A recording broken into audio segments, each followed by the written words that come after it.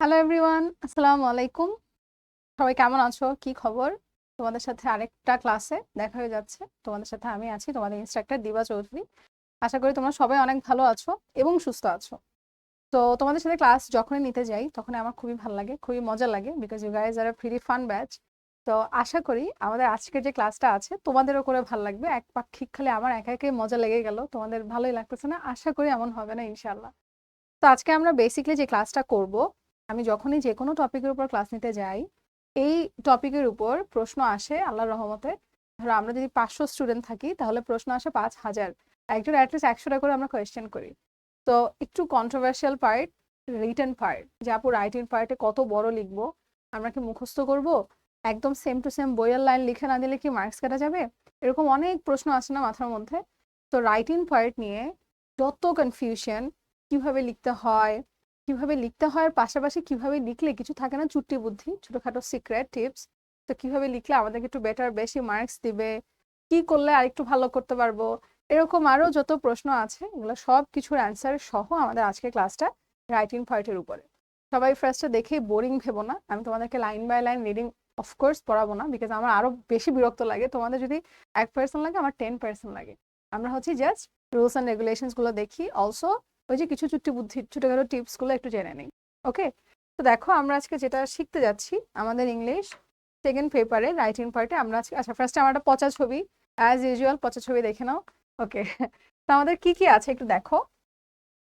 আমরা হচ্ছে আজকে তোমার প্যারাগ্রাফ কিভাবে লিখে সেটা দেখব, ইনফর্মাল লেটার্স কিভাবে লিখে, ফর্মাল এবং ইনফর্মাল লেটার্স। ফর্মাল এবং ইনফর্মাল শব্দের অর্থ আশা করি আমরা জানি।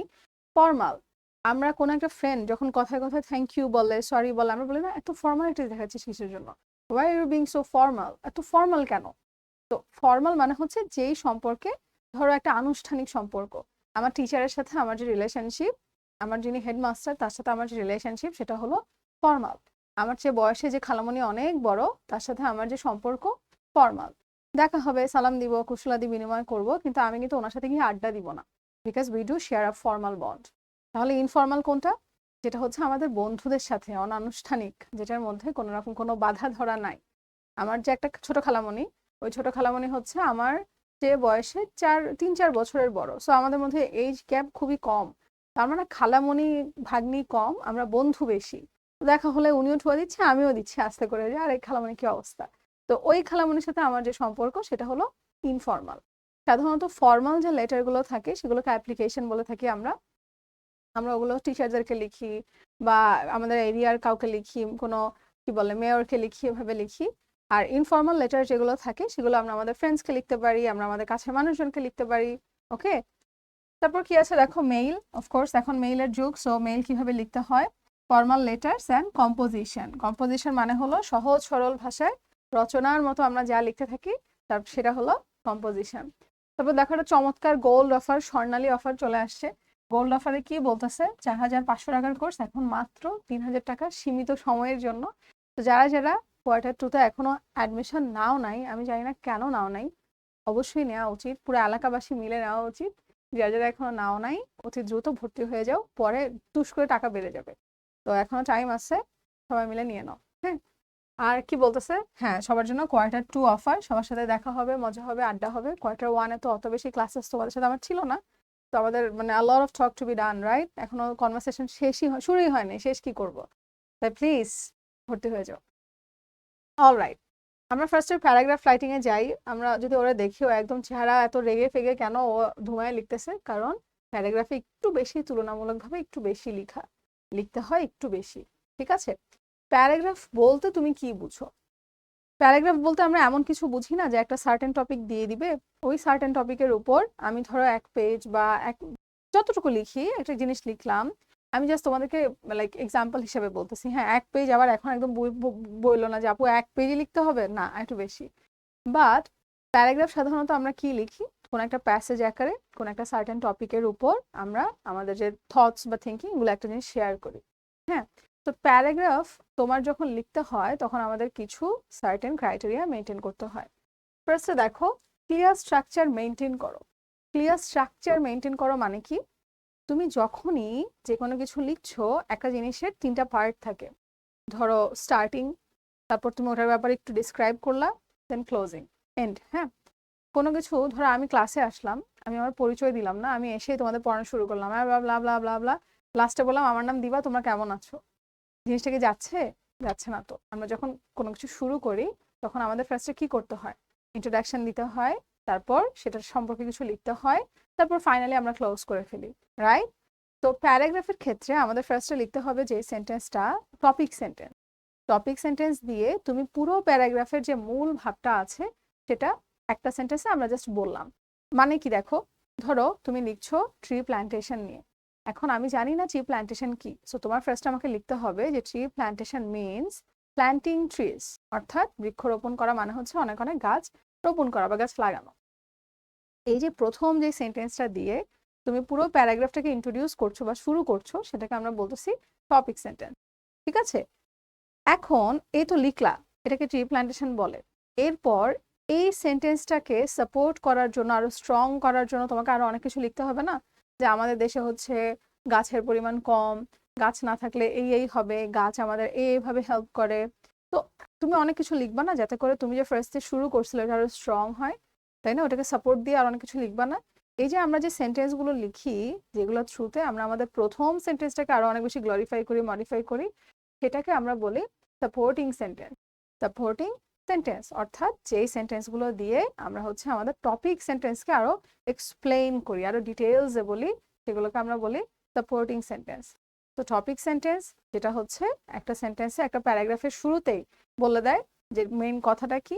সাপোর্টিং সেন্টেন্স ওই কথাটাকে আরো স্ট্রংলি প্রুফ করার জন্য, সেটা কোনো স্ট্যাট হতে পারে, কোনো এক্সাম্পল হতে পারে, এমনিতে কোনো লেখা হতে পারে, এনিথিং।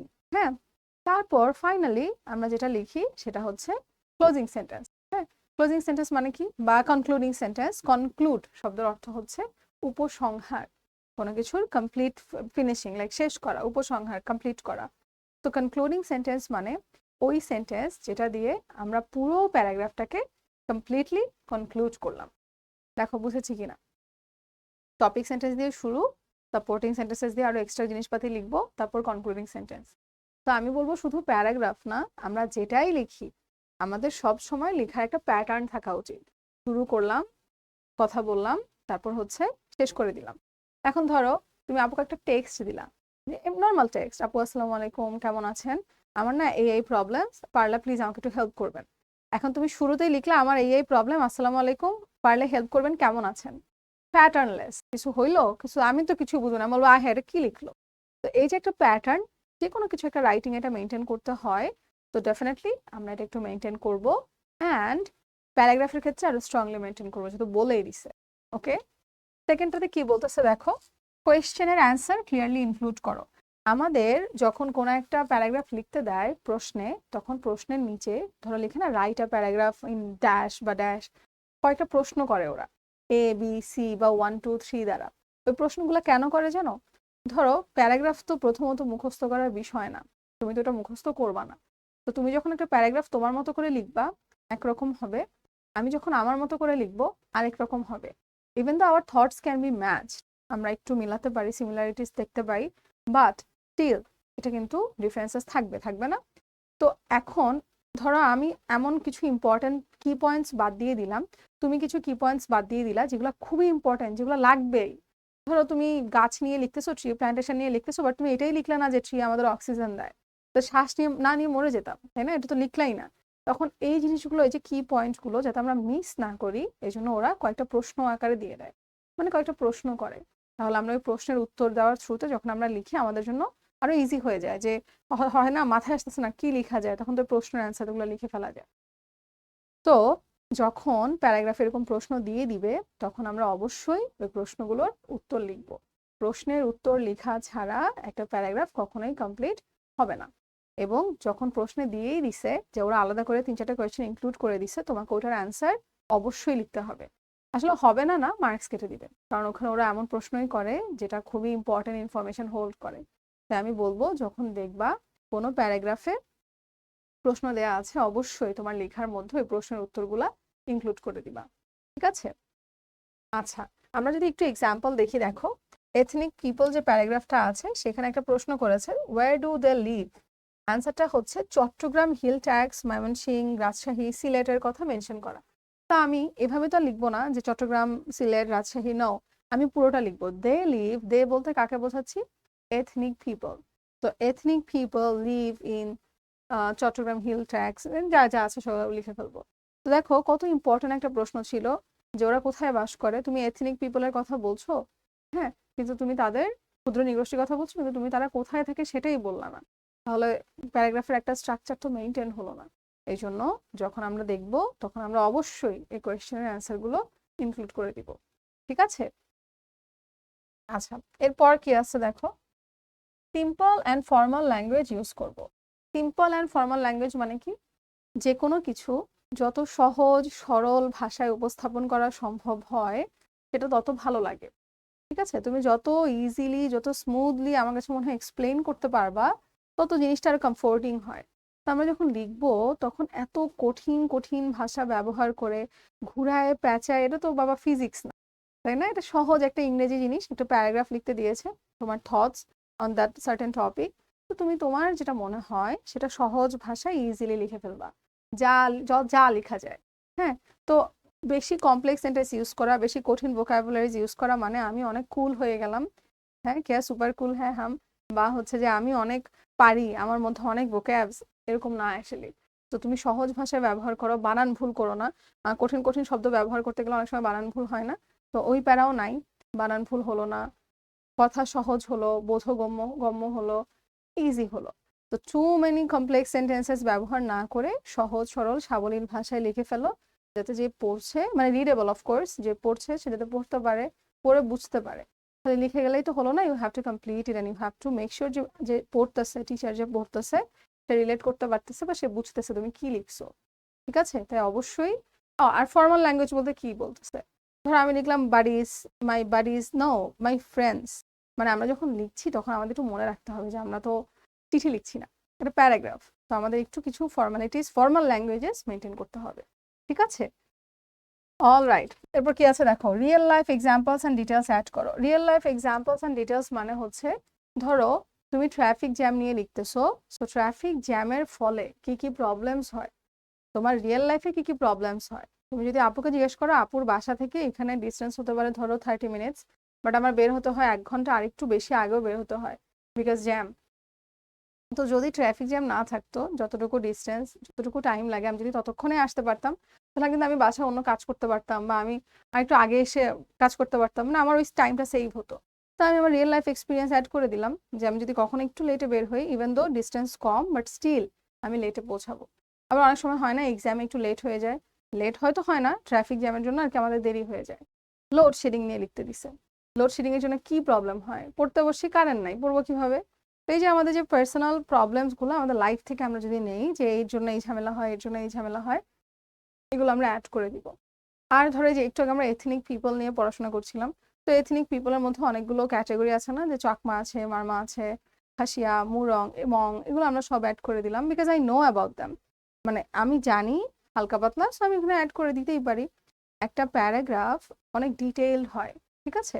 তো যত বেশি ডিটেইল, যত বেশি ইনফরমেশন তুমি এখানে ইনপুট করতেছো, জিনিসটা তত বেশি সুন্দর, তত বেশি চমৎকার। তো ইয়াস, যখনই আমরা একটা প্যারাগ্রাফ লিখবো আমরা চেষ্টা করবো এটা full of informations and detail.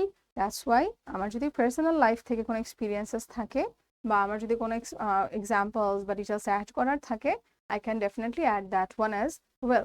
ওকে, আমি যদি এখানে একটা এক্সাম্পল দেখি কি বলছে দেখো, ফকসং প্যারাগ্রাফ থেকে বলেছে, বাউল, ভাটিয়ালি, ভাওয়াইয়া, মুর্শিদি, মারফাতি অ্যান্ড জরিগান আর some of the famous folk songs of Bangladesh.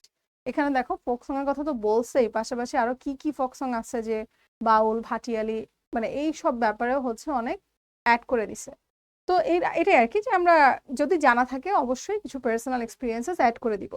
প্যারাগ্রাফের প্রশ্নে দেওয়া নাই তার মানে আমি দিতে পারবো না এমন না, মনে রাখবা প্যারাগ্রাফ সবসময় ডিটেইলড হয়, এবং এখানে আমরা চাইলে ইনফরমেশন অ্যাড করতে পারি। অলরাইটি, এরপর কি আছে দেখো, proper vocabulary and connectors use করো। প্রপার ভোকাবুলারি অ্যান্ড কানেক্টার্স মানে কি? ধরো, মানে এই জিনিসটা আমার সাথে অনেক হয়, আমি একটা সাধারণ কথা বলতে গেছি, আমার মাথায় না ওই ওয়ার্ডটা আসে না, আরে এটাকে জানি কি বলে, মাঝে মাঝে আমি চার্জারের নাম যে চার্জার সেটা ভুলে যাই। একটা কনভারসেশন করতেছি, মানে একটা কথা বলছি তোমার সাথে, এই মুহূর্তে এই শব্দটা ব্যবহার করলে আমি যে তোমার সাথে কথোপকথনটা করছি সেটা আরো মজবুত হয়, সেই জিনিসটা তুমি আরো বেটার বুঝবা। ওই মুহূর্তেই হচ্ছে আমার মাথায় ওই ওয়ার্ডটা আসে না। তো তোমাদের যদি আমার মতো এরকম পোড়া কপাল হয় যে সারা দিন মাথার মধ্যে ঘুরে, কিন্তু যখন বলতে যাব ছাতা তখনই মাথায় আসে না, এমন কেন হয়? তো হয় না। এই জন্য প্যারাগ্রাফ লেখার সময় যাতে এরকম ভুল না হয়, আমি বলবো তোমরা প্যারাগ্রাফটা দু একবার রিডিং পড়ে গেলা, একটু আইডিয়া নিয়ে গেলা, তো দ্যাট আপুর মতো বসে বসে মাথা চুলছিল না যে কি ওয়ার্ড হবে, কি ভোকাবুলারি ব্যবহার করব। তো ভোকাবুলারি মানে হলো আমরা জানি শব্দ ভান্ডার। হ্যাঁ, ধরো অনেক তো ভোকাবুলারি তো অভাব নাই, হাজার হাজার crore crore lakh lakh trillion billion vocabularies আছে। তাহলে আমি কোনটা ব্যবহার করব? আমি বলবো আমরা ইংলিশ টু ইংলিশ শিখবো, যাতে একটা মনে না পড়লো যাতে আরেকটা মনে পড়লে।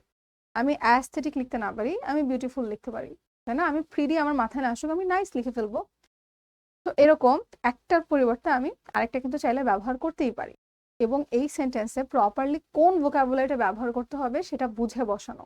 ঠিক আছে, এখানে যেটা যাচ্ছে না সেটা শুধু বসালে তো হবে না। অ্যান্ড কানেক্টার্স ইউজ করতে বলছে।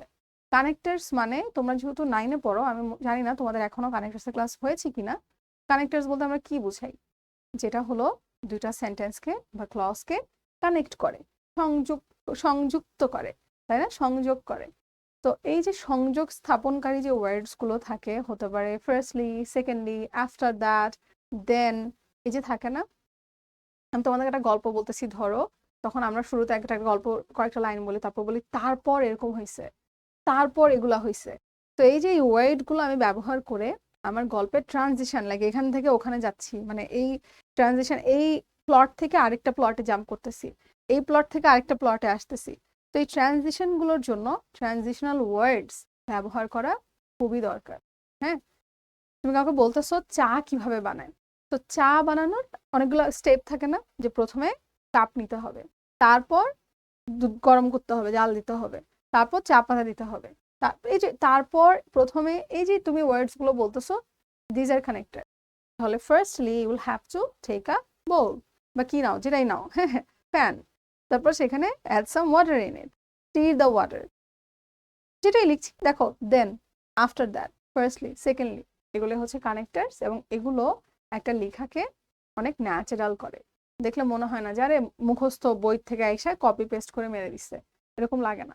দেখলে বোঝা যায় যে তুমি হচ্ছে এই যে তুমি লিখতেছো, যেটার উপরে লিখছো সেটা হচ্ছে তুমি বুঝে লিখতেছো, এবং তোমার লেখার মধ্যে ন্যাচারালিটি বজায় থাকে।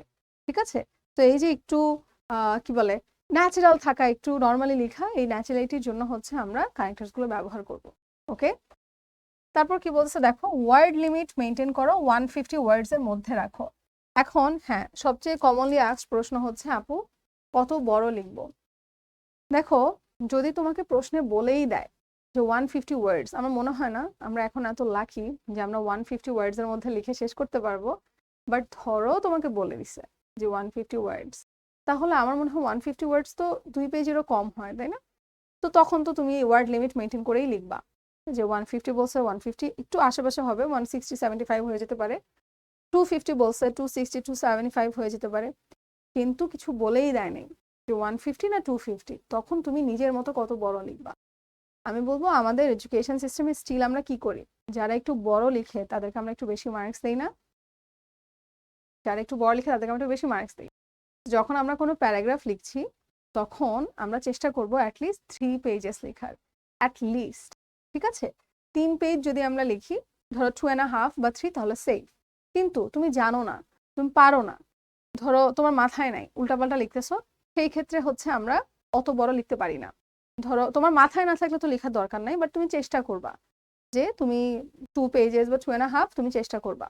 যদি তুমি উল্টাপাল্টাই লেখার প্ল্যান থাকে তাহলে আমি বলবো শর্টকাট লিখো, ছোট লিখো, 2 পেজ লিখো। উল্টাপাল্টা গান লিখে, উল্টাপাল্টা টেন্স লিখে টিচারের মাথা গরম করার দরকার নেই। তবে আমি বলবো স্ট্যান্ডার্ড হচ্ছে 3 পেজেস লেখা, সেফ। বেশি বেশি লিখছো, নাম্বার দিয়ে দিবে। ওকে, এখন আমরা যদি কিছু টিপস দেখি তাহলে কি কি দেখো, একটা ড্রাফট লিখো। ড্রাফট মানে কি, সারা বছর কোনো প্র্যাকটিস নাই, কিছু নাই, এক্সাম হলেই প্রথম লিখতে বসছি, তাহলে কিন্তু অবশ্যই ওইরকম প্রিপারেশন হবে না।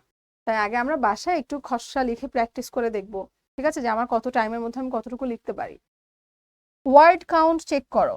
যদি ওয়ার্ড কাউন্ট দিয়ে দেয়, অনেক সময় হয় না যে আপু আমার না ওয়ার্ডে শেষ হয় না, আমি বুঝি না যে আমার এই ওয়ার্ডের মধ্যে কেমনে হবে, তো বাসায় লিখে লিখে কাউন্ট করবা যে তুমি শেষ করতে পারো কিনা, তোমার আইডিয়াস তুমি এর মধ্যে কনক্লুড করতে পারো কিনা বা আটাতে পারো কিনা। সেটা যত প্র্যাকটিস করবো আমরা তত লিখতে পারবো। অপ্রয়োজনীয় পার্ট রিমুভ করে কনসাইজ করো। কনসাইজ মানে হচ্ছে ছাটাছাটি করে যতটুকু পার্ট শুধু ততটুকুই রাখা।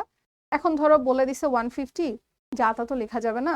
তো আমি আননেসেসারি যে কথাবার্তাগুলো আছে যেটা আমার বড় করার জন্য লাগতো কিন্তু এখন সেটা এই মুহূর্তে লাগছে না, সেগুলো আমি চাইলেই কিন্তু বাদ দিয়ে দিতে পারি। তো আননেসেসারি পার্ট বা আননেসেসারি কথাবার্তাগুলো আমি কি করব, বাদ দিয়ে দিব। ঠিক আছে? আচ্ছা, এখানে তোমাদের সুবিধার জন্য আপু স্লাইডে কিছু প্যারাগ্রাফ ইনক্লুড করে দিছি, তোমরা এগুলো একটু পড়ে পড়ে দেখো। প্রথম প্রশ্ন, আপু এগুলো কি মুখস্থ করব? জীবনেও না, মরণেও না। আমি হচ্ছি মুখস্থের একদম মানে কি বলবো, খুবই খুবই আমি একদমই অপোজ করতেছি, একদমই মুখস্থ করবা না। আপু নিজে থেকে বানায় লিখতে পারি না, তাহলে রিডিং পড়ে যাও। আমরা ক্লাস 9-এ উঠছি, আমার মনে হয় আমাদের বেসিক ক্রিয়েটিভিটি আছে। একটু ক্রিয়েটিভিটি না থাকলে আমরা লিখতে তো পারার একদমই কথা না। 9-এ উঠছি, হালকা পাতলা টেন্স আমরা পারি। 9-এ উঠছি আমরা হালকা পাতলা সেন্টেন্স স্ট্রাকচার, আমার মনে হয় এমন আমরা খুবই কম আছে যে একদমই লিখতে পারি না। যদি তুমি একান্তই লিখতে না পারো তাহলে আনফর্চুনেটলি মুখস্থ ছাড়া ওয়ে নাই। দো আই বিলিভ যে আমরা এমন কেউ নাই যে একটা সেন্টেন্স আমি স্ট্রাকচার ঠিক করে লিখতে পারি না, বাট চেষ্টা করব নিজে নিজে লিখার। রিডিং দিয়ে যাব 3বার 4বার 5বার, তারপর চেষ্টা করব নিজে নিজে লেখার। ঠিক আছে? তো এখানে প্যারাগ্রাফগুলো একটু দেখে নিও। হ্যাঁ, এরপর আছে লেটার রাইটিং। লেটার লেটার আমার খুবই পছন্দের জিনিস। মানে আমি যখনই কোনো রাইটিং পার্টে ক্লাস নেই তখন আমি লেটার নিয়ে হচ্ছে অনেকক্ষণ কথা বলি। যে লেটার হচ্ছে আমার মনে হয় মনের ভাব প্রকাশের একটা অন্যতম সুন্দর মাধ্যম। ইন উইচ ওয়ে যে আমরা আমাদের মনের যে অ্যাকচুয়াল ভাব সেটা ইমোশন এক্সপ্রেস করতে পারি। তো লেটার সাধারণত চিঠি আগে অনেক বেশি লেখা হতো, এখনো লেখা হয় বাট আমরা খুব কম লিখি, তাই না? আমরা চিঠি কখন দেয়? মাদার্স ডেতে মাকে শখ করে একটা চিঠি দিলাম, টিচার্স ডেতে টিচারকে শখ করে একটা চিঠি দিলাম, বাট কমিউনিকেশনের মাধ্যম হিসেবে চিঠির ব্যবহারটা এখন তুলনামূলকভাবে কম। But still letter is an emotion outside. তা আমরা যখন লেটার লিখবো, লেটার লেখার কিন্তু কিছু ওয়ে আছে, নিয়ম আছে। হ্যাঁ, লেটার দুইভাবে লেখা যায়, ইউকে সিস্টেমে, ইউএসএ সিস্টেমে। তো আমরা ইউএসএটা ফলো করব। ঠিক আছে? ইউএসএ সিস্টেমে সব একই দিকে থাকে, লেফট রাইট না সব, মানে আমার লেফট রাইটের অবস্থা বুঝছো খুবই একদম বাজে।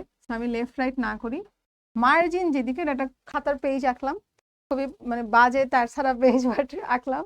তো একটা খাতার পেজের যেই পাশে মার্জিন থাকে সবকিছু সেই পাশে হবে, সবকিছু ডেট থেকে শুরু করে every single thing, even bye bye যে তুমি দিবা, টাটা বাই বাই, সেটাও হচ্ছে মার্জিন যে সাইডে সে সাইডে। তাহলে এটা কোন দিক হয়? Right left? লেফটে হয়। ঠিক আছে? সব রাইট লেফট রাইটে হয়। আমার এখন রাইটে, তোমাদের সময় তোমরা দেখবা খাতার মার্জিন কোন দিকে হয়, তাহলে সবগুলো হচ্ছে সেদিকে হয়, লেফটে আসলে না। তো আচ্ছা, যখন আমরা কোনো কিছু লিখবো তখন আমরা সবকিছু খাতার মার্জিন যেদিকে সেদিকে লিখবো, এটা হচ্ছে তোমার ইউএসএ সিস্টেম। তো অনেক সময় আমরা বলি না যে আপু খাতার মধ্যে দেখছি, সরি বইয়ের মধ্যে দেখছি যে অ্যাড্রেসটা হচ্ছে এই পাশে দেয়, লেখাটা এই পাশে, আবার ওই টাটা বাই বাইটা ওই পাশে দেয়। ওগুলো হচ্ছে ইউকে সিস্টেম। মাথা ঘুরায় যায়, উল্টাপাল্টা হয়ে যায়, আমরা এটারটা এখানে লিখে দিতে পারি, এটারটা এখানে লিখে দিতে পারি, কোনো দরকার নাই। আমরা সব একই দিকে লিখবো আমাদের কান্ট্রিতে, এবং আমাদের এডুকেশন সিস্টেমে আমরা মোস্টলি ওটাই ফলো করি। অনেক টিচাররা এটা ছাড়া না লিখলে কেটেও দিতে পারে। তো তোমার তো এত মার্কস নিয়ে রিস্ক নেওয়ার দরকার নেই, তাই না? এই জন্য আমরা যেভাবে যেটা আছে ওটা ওভাবেই লিখবো। ঠিক আছে? দেখো, লেটার আমরা কিভাবে লিখবো, use proper format. Proper format মানে কি? একটা লেটার যখন তুমি শুরু করবা, লেটার তো আমি সেন্ডার, ধরো আমি তোমাকে পাঠাচ্ছি, হ্যাঁ, তো আমি সেন্ডার কারণ আমি তোমাকে পাঠাচ্ছি, আর তুমি রিসিভার। একদম শুরুতে আমি কি করব দেখো, আমার অ্যাড্রেস লিখবো একদম এই যে এইদিকে, হ্যাঁ, এই যে খাতার পেজ একদম উপরে আমি আমার অ্যাড্রেস লিখবো। তারপরে আমি ওই দিনের ডেট লিখবো। ডেটটা কিভাবে লিখবো? 12 ফেব্রুয়ারি 2025। তো ডেট প্লাস মান্থ প্লাস ইয়ার ওটা ইনক্লুড করলাম। তারপর আমি কি লিখবো, যে ডিয়ার, তোমার নাম লিখি। ঠিক আছে? ডিয়ার দিয়ে শুরু করলাম। তাহলে আমরা শুরুতে লিখি হচ্ছে অ্যাড্রেস, তারপর হচ্ছে ডেট, তারপরে শুরু করি যে ডিয়ার হ্যান ত্যান, কেমন আছো, আশা করি অনেক ভালো আছো। তো এই যে ফরম্যাটটা, এটা তোমাকে মেনটেন করতে হবে। তুমি লিখতে লিখতে লিখতে লিখতে যখন তোমার লেখা শেষ, তখন তুমি এসে লিখতে হবে কি, যে একটা কনক্লুডিং সেন্টেন্স লিখতে হবে, যে নো মোর টুডে, আজকে আর নয়, রাইট টু মি সুন, আমাকেও তুমি তাড়াতাড়ি লিখে দিও। ইয়ার্স এভার, মানে আমরা লিখি না লাস্টে ইতি, লাভিং বাই, এরকম চিঠিতে লিখি না, ওটা লিখতে হবে। অবশ্যই লেটারে আমাদের এনভেলপ ড্র করতে হবে। এনভেলপ মানে হলো খাম। তো এনভেলপ যদি না আঁকি তাহলে চিঠি যাচ্ছে কোথায়? এখানে থাকলো হচ্ছে স্টাম্প, হ্যাঁ, এখানে থাকলো হচ্ছে ফ্রম, আর এখানে হলো টু। ফ্রম আর টু মানে কি? ফ্রম মানে হচ্ছে যে পাঠাচ্ছে সে হলো ফ্রম, এখানে তার নাম লিখতে হয় আর তার অ্যাড্রেস লিখতে হয়। আর টু মানে কি? যাকে পাঠাচ্ছি, এখানে তার নাম লিখতে হয় আর অ্যাড্রেস লিখতে হয়। সো এনভেলপটা আঁকার সময় একটা রেশিও আমরা মেনটেন করি, মানে একটা অনুপাত বা একটা পরিমাপ আমরা মেনটেন করি। এই জিনিসটা হচ্ছে উইথ হচ্ছে আমাদের 5.5 বা 5, আর এই যে এখানে আছে সেখানে আমরা লিখব 3.5/3। স্কেল দিয়ে মেপে চাইলে হবে আঁকতে পারো। আপু পুরোটা আবার বলি, হ্যাঁ। লেটার রাইটিং এর ক্ষেত্রে তোমার শুরুতে যেটা জানতে হবে লেটারের প্রপার ফরম্যাট। তো লেটারটা আমরা দুইটা ওয়েতে লিখতে পারি, ব্রিটিশ ওয়েতে অথবা আমেরিকান ওয়েতে। তো আমরা সাধারণত আমেরিকান ওয়েটা বেশি ফলো করি। আমেরিকান ওয়েতে সব কিছু একই দিকে হয়, সব কিছু একই দিকে। কোন দিকে? বাম দিকে, যেদিকে হচ্ছে আমরা মার্জিন দেই সেদিকে। ঠিক আছে? কিভাবে লিখতে হয়? লেটারটা আমি পাঠাচ্ছি তোমাকে, তো আমি হলাম সেন্ডার আর তুমি হলা রিসিভার। তো শুরুতেই আমরা লিখি সেন্ডারের অ্যাড্রেস, ডেট, হ্যাঁ। তারপর লেটার শুরু করি যে ডিয়ার, ধরো আমি অর্পি আপুকে লেটার দিচ্ছি, তাহলে ডিয়ার অর্পি আপু কেমন আছো, কি খবর, এই যে কথাবার্তা লিখলাম। তারপর আমার লিখতে হবে নো মোর টুডে, যে আজকে আর না। I will talk to you soon বা I will write to you soon, convey my best regards to your parents, তাই না? তারপর লিখতে হবে yours ever বা yours truly দিবা। দেন একটা এনভেলপ ড্র করতে হবে। ঠিক আছে? সো এনভেলপটা আমরা ফ্রম আর টু। ফ্রম মানে আমি পাঠাচ্ছি, তাহলে আমার নাম আর অ্যাড্রেস। টু মানে তুমি রিসিভ করতেছো, সো তোমার নাম আর অ্যাড্রেস, দ্যাটস ইট। আরেকটা খুবই ইম্পর্টেন্ট জিনিস যেটা আমরা প্রচুর ভুল করি, এটা একটু মনে রাখবা। যখন আমরা একটা লেটার লিখছি, আমাদের খাতা তো দুটো পেজ থাকে, একটা পচা পেজ আর একটা ভালো পেজ। পচা পেজে আমরা শুরু করব, মানে আমরা বাম থেকে ডানে যেতে পারবো, কিন্তু আমরা ডান থেকে পেজ উল্টায় পরের পেজে যেতে পারবো না। তো কখনোই এখান থেকে এখানে যাবা, বাট এখান থেকে পেজ উল্টে ওখানে চলে যাবে, এটা করা যাবে না। এটা অনেকে 0 দিয়ে দেয়, অনেকে 2 3 দেয়। তো তুমি কি 2 3 মতো লিখেছো? না, তুমি তো লিখেছো যাতে তুমি 8 9 পাও, অ্যাটলিস্ট 7 পাও, তাই না? না, অ্যাটলিস্ট 8, 7 অনেক কম হয়ে যায়, অ্যাটলিস্ট 8 পাও। তো তোমাকে এরকম কেটে দিবে। এজন্য কখনোই আমরা বাম থেকে ডানে যাব, বাট পেজ উল্টায় নেক্সট পেজে কখনোই যাব না। এটা শুধু লেটার না, এটা আমরা অ্যাপ্লিকেশনেও করব না, এটা আমরা মেইলেও করব না। ঠিক আছে? এটা আমরা একটু মাথায় রাখবো, কিন্তু ভেরি ইম্পর্টেন্ট। ওকে, এরপর কি করব দেখো, clearly state the purpose. Purpose মানে হলো তোমার উদ্দেশ্য। তুমি লেটারটা লেখার তোমার যে মূল কারণ, তুমি এক্স্যাক্টলি লেটারটা আমাকে কেন লিখছো, ওইটা প্রথমেই তোমার, মানে প্রথমে খোঁজ খবর নিয়ে তারপর তোমার উদ্দেশ্যে চলে আসা উচিত। ধরো আমি তোমাকে লেটারটা লিখলাম ইনভাইট করার জন্য যে একদিন শিখতে আসো, হ্যাঁ। তো আমরা শুরুতেই লিখতে পারি না যে hello, how are you, I hope you are well by the grace of almighty, I am also well, today I am writing to you about inviting you. আমি আজকে তোমাকে লিখছি about inviting you to our office. তো আমি যে তোমাকে কেন message, কেন আমি তোমাকে একটা লেটার লিখতেছি সেটা আমি শুরুতেই কিন্তু লিখে দিলাম। তোমরা অনেকে হচ্ছে আপুদেরকে ভাইয়াদেরকে টেক্সট করো তোমাদের অনেক প্রয়োজনে, কিন্তু তোমার টেক্সটটা কেমনে করো? আপু আসসালামু আলাইকুম, একটা কথা ছিল। তা আপু কখন অনলাইন হবো, তখন দেখলাম, আমি বললাম হ্যাঁ বলো, আরো 6 ঘন্টা পর তুমি লিখলা, আমি লিখলাম। দরকার নাই। আমরা একটা টেক্সটেই সুন্দর করে যা যা বলার, যে হ্যালো আপু, যদি তোমার খোঁজ খবর নিতে ইচ্ছা করে কেমন আছো, তারপর তুমি তোমার দরকারটা বললা, তারপর তুমি বললা যে আপনি ফ্রি হলে do please reply me or help me, that's it. এতটুকু লিখলেই তো এনাফ, তাই না? তো একটা লেটারের মধ্যেও আমরা সেম ভাবে আজাইরা কথাবার্তা বাদ দিয়ে ডিরেক্টলি মোদ্দা কথায় মেইন পয়েন্টে চলে আসবো। ঠিক আছে? আচ্ছা, এরপর কি আছে দেখো, organise content into paragraph. Organise content into paragraphs মানে হলো একটা লেটারে তো 3টা পার্ট থাকে, তাই না? প্রথমটুকুকে আমি হেড বলি, ওই যে যেইটুকুকে আমরা ডিয়ার লিখতেছি। তারপর টুকুকে আমরা বডি বলি, বডি, কারণ ওখানে হচ্ছে তুমি সব কিছু লিখতেছো, যে ধরো তুমি তোমার পিকনিক কেমন গেছে জানাচ্ছো, সো তুমি সব এক্সপ্লেন করছো, ডিসক্রাইব করছো। তারপর টুকুকে আমি টেইল বলি, লেজ, যতটুকু শেষ হবে লাস্টে আমরা লিখে ফেললাম যে আচ্ছা ঠিক আছে, okay bye, tata, see you, এরকম আমরা লিখে ফেললাম, হ্যাঁ। সো এই যে আমরা হেড, বডি আর টেল লিখলাম, তো এই 3টা পার্ট আমার প্রপারলি মেইনটেইন করতে হবে। একটু আগে আপু যেই কথাটা প্যারাগ্রাফের ক্ষেত্রে বলছি সেম কথা আমি বলবো। ধরো আমি কিন্তু আইসাই তোমাকে বলতে পারি না যে লেটার শুরু করলাম, কথা নেই বার্তা নেই, তোমার আব্বু আমাকে সালাম দিয়ে আমাকে তাড়াতাড়ি লিখো, এটা তো শুরুতে বলতে পারি না। আবার লেটারের শেষে আমি বলতে পারি না যে আমি না অনেক ভালো আছি, ধরো আমি তোমাকে আজকে এই জন্য লেটার লিখলাম, এগুলো তো লেটার লাস্টে বলা যায় না, রাইট? আবার শুরুতে ধুম করে কথা নেই বার্তা নেই লিখা শুরু করে দিলাম, যাই কি হয়েছে জানো, করা যায় না। তো আমার একটা প্রপার ফরম্যাট ব্যবহার লাইক মেনটেন ফলো করতেই হবে, তাই না? তো যখনই আমরা একটা লেটার লিখতেছি অবশ্যই ওই প্যারাগ্রাফ আকারে আমার কন্টেন্ট অনুযায়ী ওই যে মানে প্যারাগুলো আছে সেগুলো আমার লিখে যেতে হবে, ঠিক আছে? তারপর কি বলেছে দেখো, add a personal touch. Letter সাধারণত আমরা আমাদের কাছের মানুষজনকে লিখি। তো আমরা যখন লেটারটা লিখবো তখন আমরা একটু পার্সোনালি কিছু কনভারসেশন করলাম। ধরো আমি বললাম যে আমি তোমার রেজাল্ট শুনে অনেক খুশি হয়েছি। I heard that you have stood first in your class and I'm so happy to hear that. I'm so glad to hear that. এই যে আমি অনেক খুশি হয়েছি তোমার কথা শুনে। তো এরকম একটা পার্সোনাল টাচ আমরা হচ্ছে আমাদের লেটারের মধ্যে অ্যাড করব। Okay, alright. এরপর কি আছে দেখো, end with a closing and signature. এটা আপু অলরেডি বলে ফেলছি, যেমন এই যে দেখো yours সিনসিয়ারলি বা বেস্ট রিগার্ডস, এগুলো আমরা অ্যাড করতে পারি। যে ইতি, ওকে টাটা বাই বাই তো আসলে লেখা যায় না, আপু বলি টাটা বাই বাই, বাট আমরা যখন লিখবো তখন আমাদেরকে ফর্মাল ল্যাঙ্গুয়েজ ইউজ করে এমনি লিখতে হবে যে yours কি লিখছে, sincerely, yours truly, best regards, এগুলো। ওকে, রিভিউ অ্যান্ড এডিট।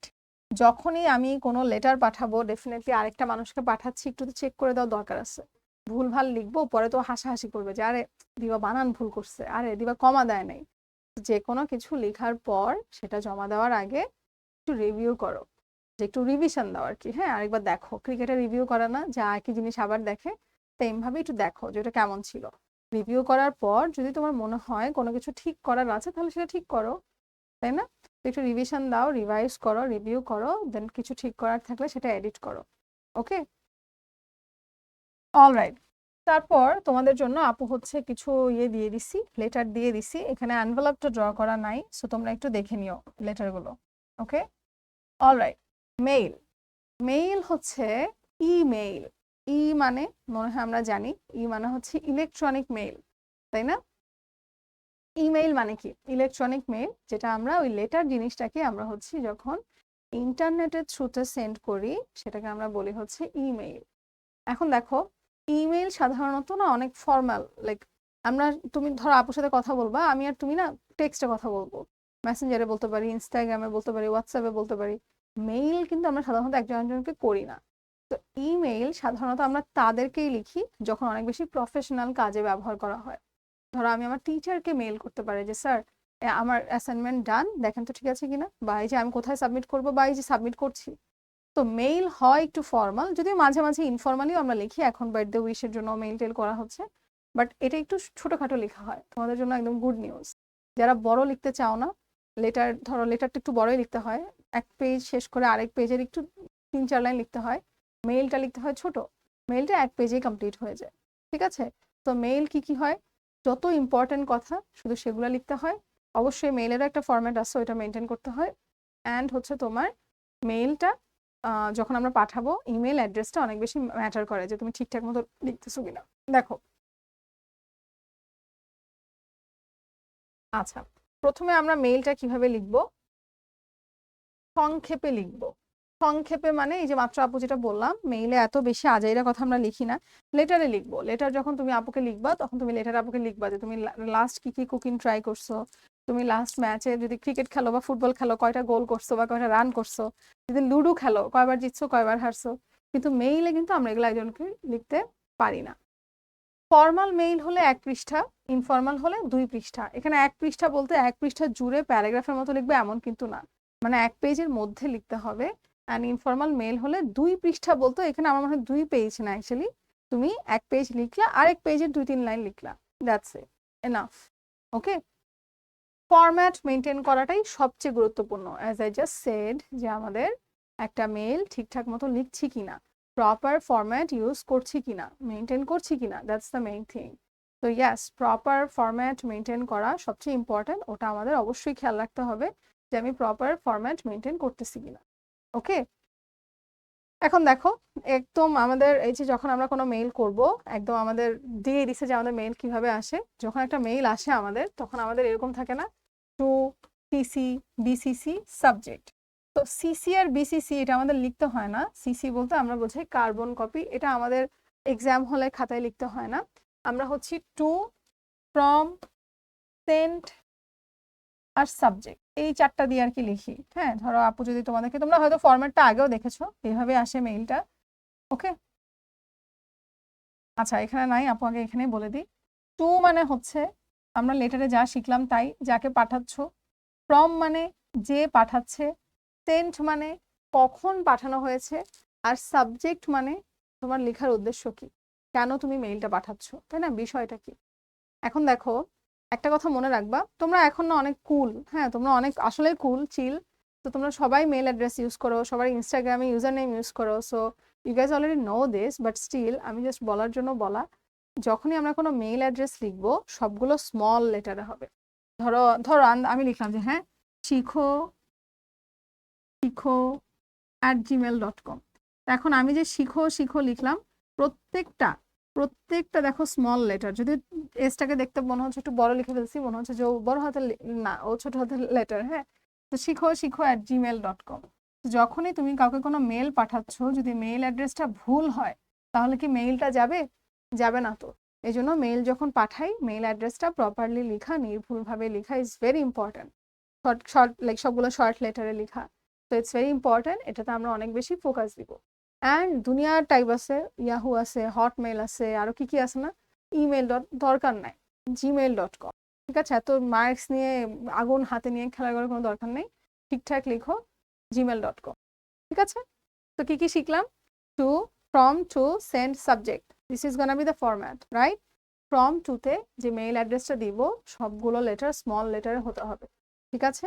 অ্যান্ড লাস্টে @gmail.com, জিমেইল হতে হবে, ঠিক আছে। ওকে, এখন দেখো গ্রিটিংস। গ্রিটিংস মানে কি, আমরা কিভাবে কাউকে লাইক হাই হ্যালো করি না, আমরা ডিয়ার লিখি, কিভাবে লিখবো, কি কি লিখতে পারি। ফর্মাল আর ইনফর্মাল। ফর্মাল মানে বুঝতেই পারছো, বড় কাউকে, বয়োজ্যেষ্ঠ কারক সে যার সাথে তোমার ফর্মাল রিলেশনশিপ, তাকে লিখতেছো। আর ইনফর্মাল মানে হচ্ছে যার সাথে তোমার ফর্মাল রিলেশনশিপ না, তাকে লিখতেছো। তো ফর্মালে আমরা ডিয়ার মিস বা mister, dear full name, dear professor, মানে ডিয়ার লিখতে পারি, এটা হচ্ছে কথা, ডিয়ার স্যার ম্যাডাম, বা অনেক সময় ডিয়ার দরকার নেই, ডিরেক্ট স্যার লিখেও লিখতে পারি। আর ইনফর্মালে হ্যালো হাই কি অবস্থা, এভাবে লিখতে পারি না আমরা ইনফর্মালে। তো ইয়াস, যখন আমরা কোনো ফর্মাল মেল লিখছি তখন আমরা হচ্ছে এই ডিয়ার লিখে শুরু করব, যখন আমরা কোনো ইনফর্মাল লিখছি তখন আমরা হ্যালো হাই এভাবে শুরু করতে পারি। ওকে, সাইন অফ। সাইন অফ মানে কিভাবে আমরা শেষ করব, yours sincerely, yours truly, এভাবে আমরা শেষ করতে পারি। আর নর্মালি আমরা regards, kind regards, best wishes এভাবেও লিখতে পারি।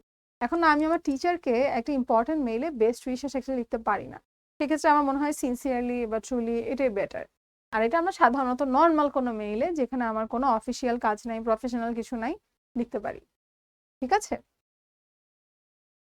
আচ্ছা এখানে হচ্ছে আপু তোমাদেরকে একটা মেইল দিয়ে দিছি, তোমরা একটু মেইলটা দেখে নিও এটা কিভাবে লেখা হয়েছে। আর যদি কেউ এটা বক্স করতে চাও, যে আপু আমাদের স্কুলে বলছে বক্স করতে, বক্স করো, নো প্রবলেম, পেন্সিল দিয়ে করো। আর যদি কেউ বলো যে আপু আমাদের স্কুলে বলছে বক্স করতে, না করো না, স্কুলের প্রেফারেন্স ওয়াইজ। বাট আমি ছোটবেলায় যখন ছিলাম আমি বক্স করতাম, আমাদের স্কুলে বক্স করতে বলতো, যে এই যে ফ্রম টু সেন্ড সাবজেক্ট এই পার্টটুকু একটা বক্স থাকবে, বাকি মেইলটুকু একটা বক্স থাকবে। তো it's up to your school preferences. Okay, all right, mail দেওয়া আছে, মেইলগুলো একটু দেখে নিও। এখন আমরা যাই হচ্ছে ফর্মাল, কোথায়, হ্যাঁ হ্যাঁ চলে গেলাম, ফর্মাল লেটার বা অ্যাপ্লিকেশন। আপু একদম শুরুর দিকেই বললাম না যে ফর্মাল লেটার যেটা আমরা লিখি সেটা একটু বেশি ফর্মাল হয়ে যায়, এটা দরখাস্ত হয়ে যায়।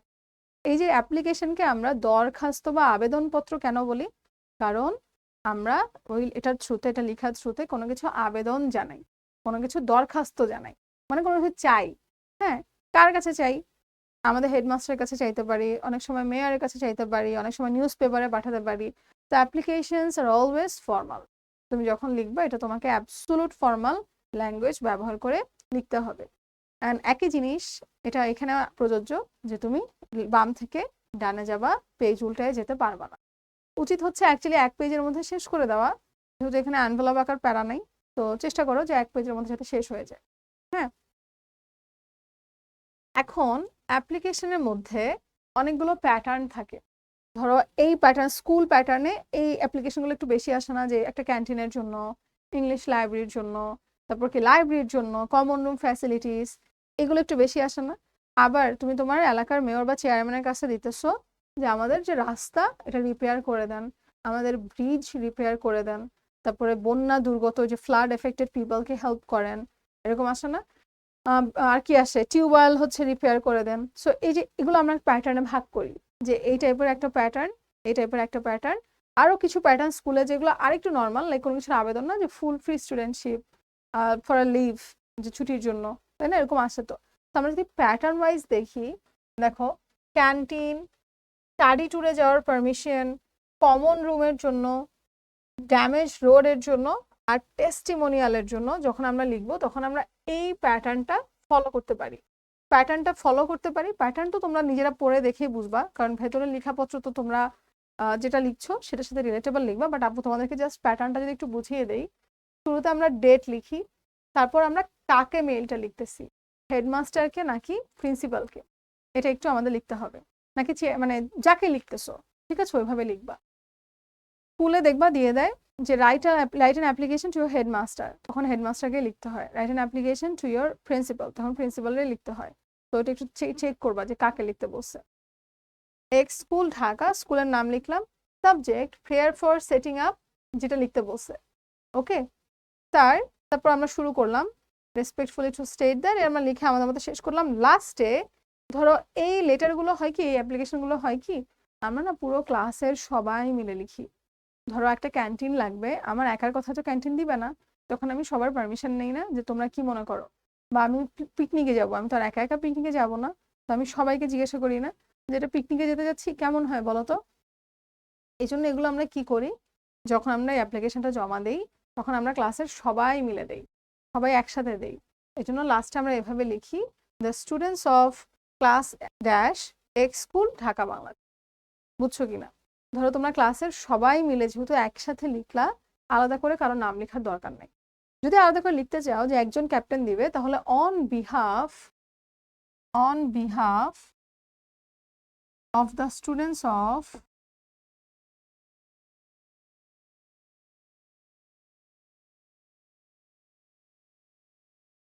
ক্লাস 9। দেখো বুঝছো কিনা? যখন আমরা এরকম বলবো যে হচ্ছে আমরা কারো, আমি একা সবার পক্ষ হয়ে দিচ্ছি, পক্ষ থেকে দিচ্ছি, তখন এভাবে লিখবো। আর যদি আমি জাস্ট এভাবে কমপ্লিটলি লিখতে চাই যে হ্যাঁ আমরা ক্লাসে সবাই মিলে দিচ্ছি, তখন আমরা এভাবে লিখে দেবো, দ্য স্টুডেন্টস অফ ক্লাস 9। ওকে, তারপর আমরা যদি সেকেন্ড প্যাটার্নে যাই, যে সাহায্য চেয়ে, সাহায্যটা কেমন হতে পারে, financial donation, financial help, stipend from the poor fund, stipend মানে স্কলারশিপ, বৃত্তি, হ্যাঁ, ফুল ফ্রি স্টুডেন্টশিপ। তো এইরকম যখন আমাদের এই টাইপের থাকবে, এমন না যে এই চারটাই, এই টাইপের থাকবে, সেক্ষেত্রে আমরা কি করব, এই প্যাটার্নটা ফলো করব। যেমন দেখো, হেডমাস্টার বা প্রিন্সিপালকে লিখছি, আমাদের স্কুল বা কলেজের নাম, সাবজেক্ট, তারপর তুমি তোমার জিনিসটা লিখলা। Finally your most obedient pupil, pupil মানে হলো স্টুডেন্ট, হ্যাঁ, তখন আর সবার নাম তো লিখবা না, সবাইকে তো আর বৃত্তি দিবে না, তুমি তোমার একার জন্য অ্যাপ্লিকেশন লিখতেছো, তো তখন সেক্ষেত্রে কি করবা, তোমার একার নাম লিখবা, ক্লাস আর রোল আর সেকশন, অবশ্যই এগুলো আমরা লিখবো। ঠিক আছে, এখন একটা জিনিস একটু ফলো করো, ওখানে যেমন উই দিয়ে শুরু করছে, এখানে আই দিয়ে শুরু করছে, কারণ ওখানে সবার কথা বলছিল, এখানে আমার একার কথা আমি বলছি। অ্যান্ড অ্যাজ ইউজুয়াল সবকিছু আমরা এক সাইডে লিখবো, কিছু এখানে কিছু ওখানে, ঝলক পলক পলক ঝলক, নট নিডেড অ্যাট অল, সব এক পাশে। ওকে, আচ্ছা, আর কোনো কিছু স্থাপনের জন্য, স্থাপন বলতে আমাদের স্কুলে এটা নাই ওইটা নাই, এটা ইয়ে করলে ভালো হয়, ওটা ইয়ে করলে ভালো হয়, এরকম যদি থাকে, সে কিছু স্থাপনের জন্য আমরা কি কি আবেদন করতে পারি, দেখো, canteen, common room, computer club, debating club মানে কি বলে, বিতর্ক ক্লাব থাকে না, English debating club, library, English language club, hall room. এরকম যখন কোনো কিছু স্থাপনের জন্য বলবা, তখন আমরা এভাবে হচ্ছে এই প্যাটার্নে লিখে ফেলবো। এখানে যদি খেয়াল করো, এখানে আবার উই বলা হয়েছে। উই কেন বলা হয়েছে, এটা একটা সবার মিলিত আবেদন, এটা আমার বা তোমার একার কথা না, আমরা পুরো ক্লাস মিলে ডিসিশন নিছি বা আমরা পুরো স্কুলের স্টুডেন্ট মিলে ডিসিশন নিছি। যদি পুরো স্কুল নেই তাহলে আমরা লিখতে পারি the students of dash school. আর যদি ক্লাস নেই the students of class dash. তো এখানেও আমরা একটু যদি দেখি উই দিয়ে লিখবো। এখানে আমরা কি করব, ধরো ওই জিনিসটা স্থাপন না করার জন্য কি কি প্রবলেম দেখা দিচ্ছে সেটা একটু লিখে ফেলতে পারি। ফার্স্ট আমি লিখলাম যে আমাদের স্কুলে কোনো ক্যান্টিন নাই, আমাদের একটা ক্যান্টিন দরকার। তারপর আমি একটু এক্সপ্লেন করবো যে ক্যান্টিন না থাকে বাসা থেকে খাবার নিয়ে আসা একটা ঝামেলা, বাইরে থেকে খাবার কিনে খেতে হয় যেটা হচ্ছে একটু আনহেলদি, তাই না, আনহাইজেনিক, এটার মধ্যে হাইজিন নাই। তো এই যে এগুলো লিখে টিখে দেন আমি ফাইনালি কমপ্লিট করতে পারি। তো এই যে আমি যখন লিখছি তখন আমার এখানেও এই প্যাটার্নটা মেনটেন করতে হবে। ওকে, আচ্ছা এখানে একটু প্যাটার্ন দেয়া আছে, তোমরা এটা একটু দেখে ফেলো। আপু কয়েকটা অ্যাপ্লিকেশন দিয়ে দিছি যাতে তোমরা পড়ে বুঝতে পারো। তো আমরা একটু এগুলা দেখে নিব। এখন কি আছে দেখো, কম্পোজিশন রাইটিং। কম্পোজিশন মানে হলো রচনা। হ্যাঁ, কম্পোজিশন মানে কি, রচনা। রচনা হচ্ছে স্বাভাবিকভাবেই প্যারাগ্রাফ বলো, লেটার, অ্যাপ্লিকেশন যা যা শিখলা সবগুলোর সে একটু বড় হয়। মানে essay writing actually composition essay writing তুলনামূলক একই বলা যায়, মানে একটু ডিটেলসে লিখতে হয়, একটু বড় বড় করে লিখতে হয়। প্যারাগ্রাফের নামের মধ্যে প্যারা আছে কিন্তু প্যারাগ্রাফে কিন্তু কোনো প্যারা হয় না, একটা প্যাসেজের মধ্যে আমরা লিখে যাই। বাট কম্পোজিশনে কিন্তু আমরা প্যারা করে করে লিখি, তাই না, যে একটু বড় বড় করে লিখি, এক একটা আলাদা আলাদা টাইপ ওয়াইজ প্যারা করে করে লিখি। তো কম্পোজিশনটা আমরা কিভাবে লিখি দেখো, কম্পোজিশনের সময় আমাদের মূল বিষয়বস্তুটাকে তিনটা ভাগে ভাগ করতে হবে, বিগিনিং, মিডল, এন্ডিং। আপু প্যারাগ্রাফের সময় অনেকক্ষণ বকবক করলাম না, যে topic sentence, supporting sentence, concluding sentence এগুলো লিখতেই হবে, দিতেই হবে, অনেকক্ষণ বললাম না। সেম ভাবে কম্পোজিশন লেখার সময়ও তোমার এটাকে তিনটা প্যাটার্নে ডিভাইড করতে হয়।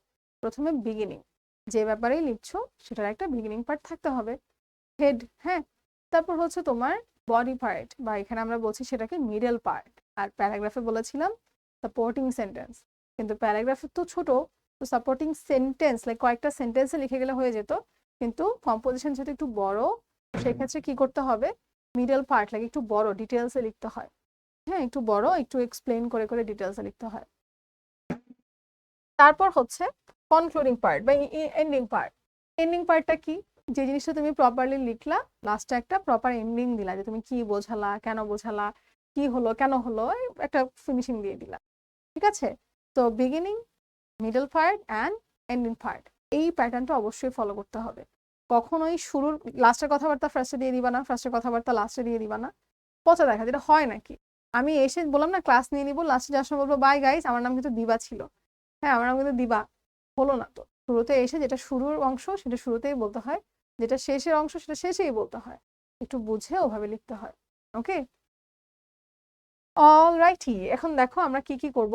ফার্স্টে পয়েন্ট আকারে বা অনুচ্ছেদে লিখুন।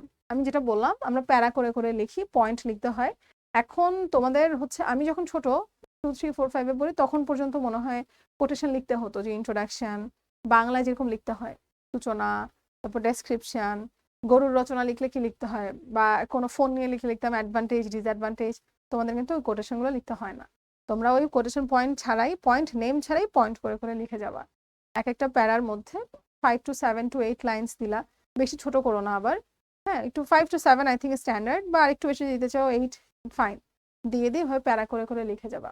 আপু কয় পেজ লিখবো, প্যারাগ্রাফ যেহেতু 3 পেজেস যদি লিখো আমি বলবো এটা 7 to 8 পেজেস লিখো। বাট উল্টা পাল্টা না, ছাম্মাক ছাড়াও গান লিখে দিয়ে দিয়ে 12 পেজ লিখলা, now, you don't have to. যদি পারো 8 পেজেস লিখো, 8.5 লিখো। আর যদি না পারো মিনিমাম 5.5, এর থেকে কম আমার মনে হয় অনেক বেশি কম হয়ে যায়, এত কম ছোট লেখা দরকার নেই। স্পষ্টতা এবং ধারাবাহিকতা বজায় রাখুন। স্পষ্টতা মানে কি, যেহেতু লেখাটা অনেক বড়, আমরা মেইন টপিক থেকে অনেক দূরে সরে যাই, যেটার উপর লিখতে বলছে সেটা না লিখে অন্যান্য উল্টাপাল্টা লিখে ফেলি, এটা করা যাবে না। তুমি যে টপিকে লিখতেছো সেটার উপরে লিখতে হবে, রিলিভেন্সি মেনটেন করতে হবে। ওকে, অ্যান্ড ধারাবাহিকতা। একটা জিনিস লিখছো, মোবাইল ফোন নিয়ে লিখছো, প্রথমে লিখো মোবাইল ফোনকে আবিষ্কার করেছে, তারপর লিখো যে মোবাইল ফোনের ব্যাপারে যে আমরা কেন ব্যবহার করি, এটার অ্যাডভান্টেজ, ডিসঅ্যাডভান্টেজ, একটা সিরিয়াল মেনটেন করে যাও। শুরুতেই লিখে দিলে ডিসঅ্যাডভান্টেজ, তারপর লিখে দিলে উপসংহার, তারপর লিখলে মোবাইল ফোন কি, হবে, হবে না তো। একটা কথা বলার সময়ও যেমন আমাদের কিছু মানে স্টেপ বাই স্টেপ ফলো করে যেতে হয়, সেম লেখার মধ্যে একটা সিনক্রোনাইজেশন আমরা মেনটেন করব। উপযুক্ত শিরোনাম, শিরোনাম মানে কি, টাইটেল, হেডলাইন। তো যখন তুমি লিখতেছো তোমার হেডলাইনটাও হতে হবে প্রপার। শুরুর যে সেন্টেন্সটা যাতে তোমার পুরো প্যারাটাকে রিপ্রেজেন্ট করে। ধরো আমি এখন লিখবো মোবাইল ফোনের অপকারিতা, ডিসঅ্যাডভান্টেজেস সম্পর্কে। তো আমি যে শুরু করব, শুরুর লাইনটা যাতে বোঝা যায় যে আমি কি ব্যাপারে লিখছি। There are also many disadvantages of having a mobile phone. কি কি হয়, বাচ্চারা অ্যাডিক্ট হয়ে পড়ে, মানুষের অনেক সময় ব্রেন ক্যান্সারের ঝুঁকি থাকে, প্রেশার বাড়ার ঝুঁকি থাকে। সো আমি এই যেগুলো লিখছি এগুলো ডিসঅ্যাডভান্টেজেস এর মধ্যেই পড়ে। ঠিক আছে? আচ্ছা, অপ্রয়োজনীয় কথা পরিহার করো। আমাদের জীবনে, ক্লাসে এবং কম্পোজিশনে আননেসেসারি কথাবার্তা আমাদের কি করতে হবে? ফেলে দিতে হবে, বাদ দিয়ে দিতে হবে। আননেসেসারি কথা বলাই যাবে না, লিখাও যাবে না। সুন্দর এবং স্পষ্ট হাতের লেখা ব্যবহার করুন। হাতের লেখা সুন্দর বলতে এখন তো মুক্তাঝরা হাতের লেখা সবার হবে না, এটাই স্বাভাবিক, কিন্তু স্পষ্ট হতে হবে যাতে আমি পড়তে পারি। আমার সামনে একটা ফ্রেন্ড বসতো কোচিং এ, ও অনেক ভালো স্টুডেন্ট ছিল, বাট ওর হাতের লেখা ছিল স্প্যানিশ, মানে ও যে কি লিখে ও নিজেই বুঝে না। তো ওরকম যাতে না হয়। তুমি অনেক পারো, অনেক লিখতে জানো, কিন্তু তুমি কি লিখো নিজেই বোঝো না, তাহলে হবে না। যখন তুমি লিখছো, নিজে লিখে যাতে নিজে পড়তে পারো। ক্লিন রাখো, ক্লিয়ার রাখো, কাটাকাটি করলে এক দাগে কাটো, বেশি ওভার রাইটিং করো না, সুন্দর মতো শেষ করে ফেলো। ওকে? প্রমাণ সংশোধন করুন। প্রমাণ সংশোধন মানে কি বলছে? আমরা একটু রিভাইজ করব যে আমরা যা যা লিখেছি, আমাদের যেসব ইনফরমেশন আমরা দিয়েছি সেগুলো সব ঠিক আছে কিনা। শব্দের যথাযথ ব্যবহার করুন। শব্দের যথাযথ ব্যবহার মানে আমরা কি বোঝাচ্ছি দেখো, প্রপার ভোকাবুলারি ব্যবহার করা। অনেক সময় আমি জানি কি বসবে কিন্তু আমার মাথায় আসতেছে না, সো আমি উল্টাপাল্টা লিখে দিলাম, এটা করা যাবে না। যেটা লিখছি যাতে ম্যাচ হয়, যাতে প্রপারলি লিখতে পারি, এগুলো মেনটেন করতে হবে। ঠিক আছে? আপু এগুলো বেশি এক্সপ্লেন করলাম না, because this is the same that we talked, আমরা প্যারাগ্রাফ পার্টে উই টকড অ্যাবাউট। ঠিক আছে? এরপর আপু হচ্ছে তোমাদেরকে কয়েকটা কম্পোজিশন দিয়ে দিছি, তোমরা একটু কম্পোজিশন গুলো দেখো। বাট এটা খুবই ছোট একটা কম্পোজিশন আছে, স্বাভাবিকভাবে আমরা এত ছোট লিখবো না, আর একটু বড় লিখবো। হ্যাঁ, এখানে জাস্ট আপু তোমাদেরকে মেইন থিমটা দিয়ে দিছি। আচ্ছা, আমরা যদি ক্লাসের লাস্টে চলে যাই তাহলে আবার আমাদের গোল্ড অফারটার কথা একটু মনে করে দেওয়া হয়েছে। আমার মনে হয় তোমাদের অলরেডি মনে আছে, কারণ এত চমৎকার জোস একটা অফার, ঈদ সালামি অফার, কেউ তো মিস করার কথা না, তাই না? অলরাইট, এখন দেখো আমরা আমাদের ক্লাসের অলমোস্ট শেষ প্রান্তে চলে আসছি। তো আপু তোমাদেরকে যে কথাটা মেইনলি বলবো, রিটেন পার্ট খুবই সহজ, এটা নিয়ে প্যারা খাওয়ার, ভয় পাওয়ার কিছু নাই। বিকজ রিটেন পার্টে মুখস্থ করার আসলে কিছু নাই। তুমি যখন একটা কম্পোজিশন দেখলা 8 পেজ, বইতে মনে করো ছোট ছোট করে লেখা থাকে 4 পেজ আছে, তুমি ভয় পেয়ে গেলে, আল্লাহ মাবুদ এটা মুখস্থ করবে কে? প্রথমত মুখস্থ করার চিন্তা মাথা থেকে বাদ দিয়ে দাও, তোমার নিজে থেকে লেখা শিখতে হবে। তুমি প্যাটার্ন যদি একটা ফলো করো, তোমার যদি প্যাটার্ন জানা থাকে, তুমি সেম প্যাটার্ন ফলো করে কিন্তু অনেকভাবে লিখতে পারো। তো তুমি প্যাটার্নটা জেনে রাখো আর ভেতরের কথাবার্তা আইডিয়া নিয়ে রাখো। একটা জিনিস সম্পর্কে তোমার আইডিয়াই নাই, তাহলে তুমি লিখতে পারবা না। তো আইডিয়া নিয়ে রাখো, প্যাটার্নটা ফলো করো, বাকি কথা হতে হবে নিজের। ঠিক আছে? প্যাটার্ন থাকলো ওদের, আইডিয়া থাকলো ওদের, সরি প্যাটার্ন ওদের, ভোকাবস ওদের, খালি আইডিয়াটা আমার নিজের। এখন আপু তাহলে আমি কিভাবে নিজে নিজে লিখতে পারি? টেন্স জানতে হবে, টেন্স ভালো মতো লিখতে হবে, সেন্টেন্স স্ট্রাকচার করা ভালো মতো জানতে হবে, যাতে তুমি সেন্টেন্সগুলো দিয়ে ভালো মতো এক একটা সেন্টেন্স গঠন করতে পারো। ভোকাবুলারি অ্যাটলিস্ট আইডিয়া থাকতে হবে, নাহলে তুমি লিখতে পারবে না। এবং যেই টপিকের উপর লিখছো সেটার উপর একটা মিনিমাম বেসিক নলেজ থাকতে হবে। যত বেশি প্র্যাকটিস করবা তুমি, তত বেশি কিন্তু আস্তে আস্তে আরো তোমার ইমপ্রুভমেন্ট হবে, লিখার বলো, প্যারাগ্রাফ হোক, লেটার হোক। তো কখনোই যে কম্পোজিশন অনেক বড় জিনিস এক্সাম হলে যেয়ে লিখবো, এটা করো না। ঠিক আছে? নিজে প্র্যাকটিস করো, নিজে বাসায় লিখো। লেখার পর হচ্ছে কি করবা, সবগুলো একটা চেক দিবা, কি কি ভুল হয়, একদিন ভুল হবে, 2 দিন ভুল হবে, 3 দিন ভুল হবে, আস্তে আস্তে দেখবা ভুলের পরিমাণ কমে যাবে। তো রাইটিং পার্টে ভালো করার, মানে আমি বলবো ইংরেজিতে ভালো করার টিপসই হচ্ছে প্র্যাকটিস, বাট রাইটিং পার্টে একটু বেশি রিডিং পড়ো আর প্র্যাকটিস করো। মুখস্থ করতে যেও না, মুখস্থ করে শেষ করতে পারবা না। 200টা প্যারাগ্রাফ তুমি সব মুখস্থ করবা না তো। ওই যে আমরা যেরকম অ্যাপ্লিকেশন প্যাটার্ন ওয়াইজ আলাদা আলাদা করে দিলাম, ওরকম আলাদা আলাদা করে জাস্ট একটু ফলো করবা। এই তো। তো রাইটিং পার্টের জন্য প্যারা খেও না, রাইটিং পার্টে অলরেডি কিন্তু মার্কস একটু কম দেয়। ধরো ফুল মার্কস তো কখনো দেয় না, 12তে 10 দেয়, 15তে 12 দেয়, ভালো লিখলে 13 দেয়, লেটারে নর্মালি 7 দেয়, ভালো লিখলে 8 দেয়। তো অলরেডি আমরা একটু ধরেই রাখবো যে আমাদেরকে একটু কম দেয়া হবে। ওই থিঙ্কিং এর উপরেই হচ্ছে আমরা লিখতে শুরু করব। তো অলরেডি মার্কস কম দেয়, যদি আরো কমে যায় আমাদের বানান ভুল বা আদার রিজনের জন্য, তাহলে কিন্তু মার্কস অনেক কমে যেতে পারে। তো একটু বেশি আমরা কেয়ারফুল থাকবো যখন আমরা রাইটিং পার্টটা লিখবো। এই তো। ইয়াস, আমাদের রাইটিং পার্টের উপর আজকে যে ক্লাসটা ছিল, আশা করি তোমাদের কনফিউশন একটু একটু হলেও হচ্ছে, ক্লিয়ার হয়েছে। আরও যদি কিছু জানার থাকে, আরও যদি কোনো কনফিউশন থাকে, এটা নিয়ে কোনো প্রবলেম থাকলে অবশ্যই আপু ভাইয়াদেরকে জানাবা, আমরা ইনশাল্লাহ সলভ করে দিব। তারপর আমরা যদি বলি Ramadan a time to purify the heart, straighten the spirit and seek forgiveness. Ramzan মাস চলছে, তো সবাই বেশি বেশি দোয়া করো, নিজের জন্য করো, আপুর জন্যও করো, ভাইয়াদের জন্য করো, সবার জন্য করো। সবার জন্য দোয়া করি, সবাই ভালো থাকি, সুস্থ থাকি। একটা সুস্থ সুন্দর রমজান তোমাদের সবার কাটুক। সবার সঙ্গে ইনশাল্লাহ আবার দেখা হবে। And thank you so much for joining the class. I will see you guys again. Take care. ভালো থাকো, সুস্থ থাকো। আল্লাহ হাফেজ। আসসালামু আলাইকুম। টাটা।